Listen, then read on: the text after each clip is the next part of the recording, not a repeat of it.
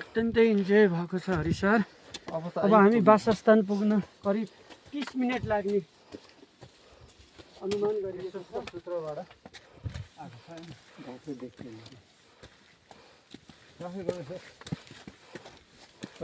नि।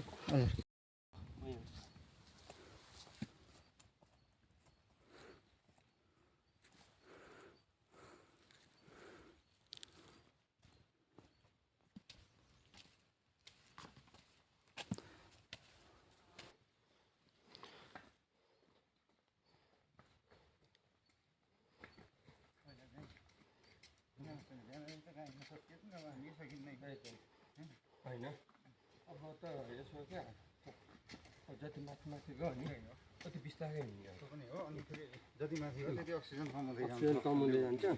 अनि हामी त्यहाँ गएर बसियो भने भोलिलाई ठिक हुन्छ क्या। त्यही भएर गुराँस कति यहाँ बल्ल यो गुराँस कमी बेला आउने भने यस्तो राम्रो भ्यू आउने रहेछ। त्यही पनि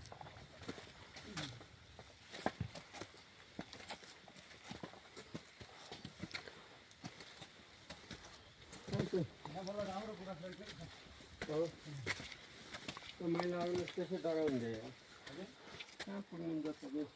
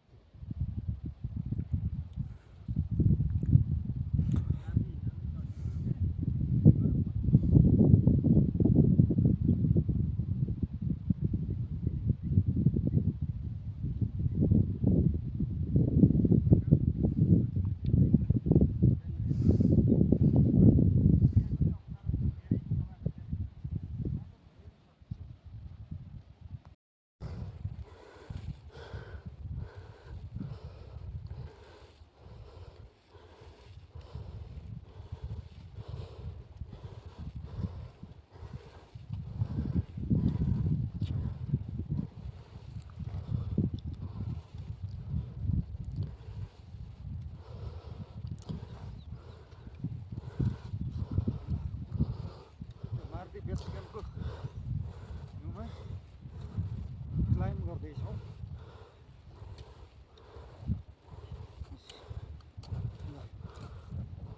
सक्यो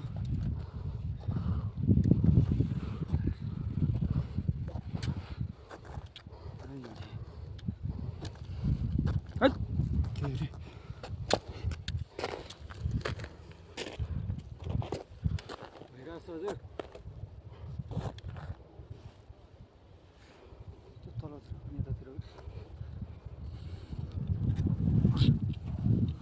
ओर्ने त गाह्रो छ हौ यहाँ।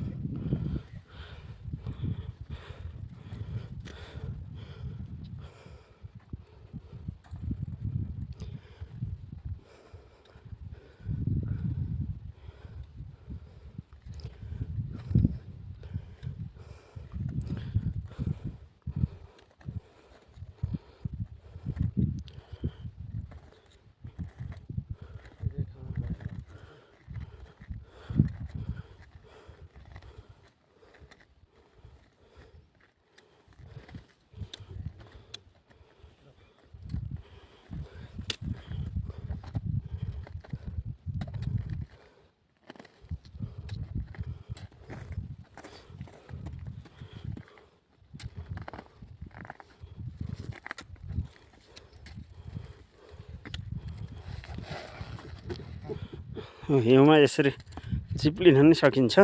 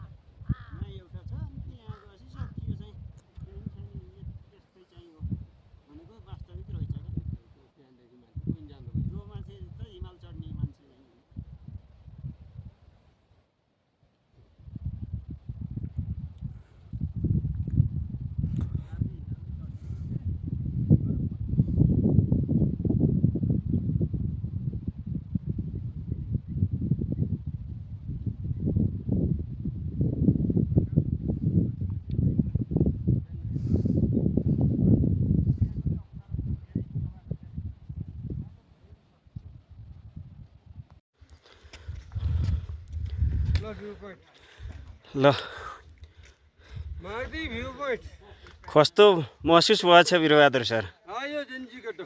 जेन्जी केटो आयो। जेन्जी आयो जेन्जी। गाह्रो त भएन। भ्यू पोइन्टमा जेन्जी केटोको प्रस्थान हुँदैछ हजुर।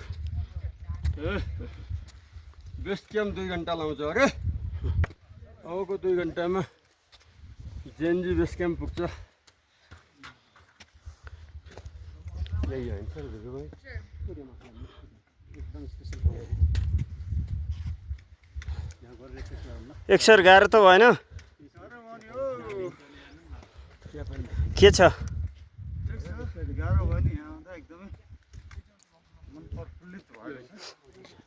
360 डिग्रीमै यहाँबाट के गर्न सकिन्छ? हिमालहरू देख्न सकिन्छ। यी माछापुच्छ्रे, मार्दी हिमाल हुँदै हेमचुली, अन्नपूर्ण हिम श्रृङ्खलाहरू चारैतिर यहाँबाट सुन्दर दृश्य अवलोकन गर्न सकिन्छ।